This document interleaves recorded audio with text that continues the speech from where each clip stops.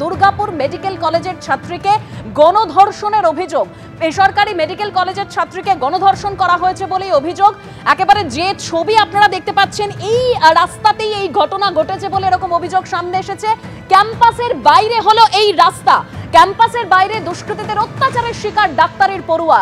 সহপাঠীর সঙ্গে খেয়ে ক্যাম্পাসে ফেরার সময় আটকায় 2 থেকে 3 জন দুষ্কৃতী। ঠিক কি ঘটেছিল, কি অভিযোগ সামনে এসেছে, বিস্তারিত জানবো সরাসরি আমাদের প্রতিনিধি মনোজ বন্দ্যোপাধ্যায় এই মুহূর্তে রয়েছেন আমাদের সঙ্গে। মনোজ, তোমাকে দেখাবো। দেখো, এই মুহূর্তে পুলিশের আধিকারিকরা, আসানসোল দুর্গাপুর কমিশনারেটের আধিকারিকরা ঠিক এক্ষুনি 2-3 মিনিট আগেই তারা ডিসি লেভেলের যারা অফিসার তারা কিন্তু ভেতরে ঢুকেছেন।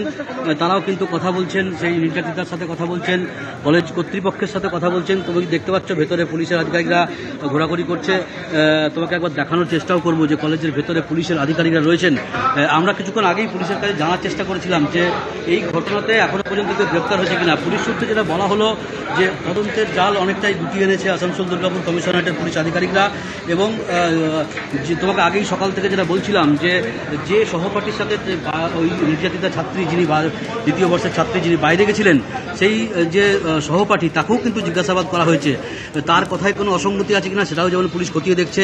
যাদেরকে কথা বলা হচ্ছে বহিরাগত, তাদের কতটা এখানে ইনভলভমেন্ট রয়েছে, তারা কে কী করেছে, কে ফোন কেড়ে নিয়েছে, তার সহপাঠী যার সাথে বাইরে গেছিল সে সেই সময় কোথায় ছিল, এই সমস্ত দিক খতিয়ে দেখে কিন্তু তদন্ত শুরু করেছে আসানসোল দুর্গাপুর কমিশনারেটের পুলিশ আধিকারিকরা। ডিসি অভিষেক গুপ্তা সেই তথ্যই জানিয়েছেন এবং তিনি বলেছেন যে বেশ কিছু তথ্য তাদের তদন্তেও উঠে এসছে। তারা যে জিনিসগুলো পেয়েছেন তদন্তে, সেখানে কিন্তু দেখা যাচ্ছে যে এই কলেজ ক্যাম্পাসের বাইরে কেন রাত 8:30টার সময় এখানে প্রিমিসেসের মধ্যে সমস্ত দোকানপাট থাকতেও সেই ফাঁকা জায়গায় কেন ওই ছাত্রী এবং ছাত্র তারা বাইরে গেল। কলেজ কর্তৃপক্ষ বলছে যে ক্যাম্পাসের মধ্যে যথেষ্ট নিরাপত্তা রয়েছে, তারা বাইরে চলে গেছিলেন, সেখানে তাদের পক্ষে জানা সম্ভব নয়। এই সব দিক খতিয়ে দেখে কিন্তু তদন্ত শুরু হয়েছে। পুলিশ আধিকারিকরা এখনও ভিতরে রয়েছেন, দফায় দফায় জিজ্ঞাসাবাদ চলছে। সব দিক খতিয়ে দেখে পুলিশ এখনো পর্যন্ত আমাদেরকে জানায়নি কেউ গ্রেপ্তার হয়েছে। ঠিক যে কথা তুমি বলছিলে, ইতিমধ্যেই পুলিশ পৌঁছেছে সেখানে এবং যে সহপাঠীর সঙ্গে ওই পড়ুয়া তিনি বাইরে বেরিয়েছিলেন তাকে জিজ্ঞাসাবাদ করা হচ্ছে।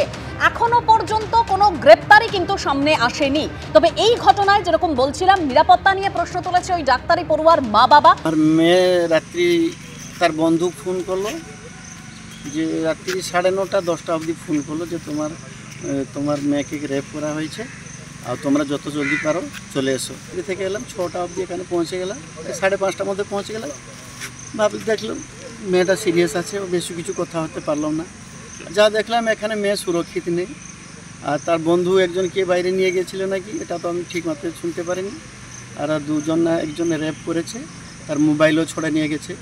তো আমার কথা বলছে ওই ছেলেটা কিভাবে সিকিউরিটি গার্ড সামনে থাকতে থাকতে কিভাবে বাইরে গেল। চলে আমার মেয়েটা তো চালাক নয়, ও নিয়ে গেল। তারপরে 2 জন কি এলো, দেখি একজন রেপ করেছে, আর 2 জন পালিয়ে গেল, ফের ঘুরে এলো, আর মোবাইলটা ছড়ে নিল, 200 টাকাও ছড়ে নিল। ওর কি মেয়ে বলছে যদি তুই আর কিছু যদি বলবি তোকে মেরে দিব, 3000 টাকা আমাকে দিবি, এইভাবে কে বলেছে? এটা ছেলেটা, সেই ছেলেটা।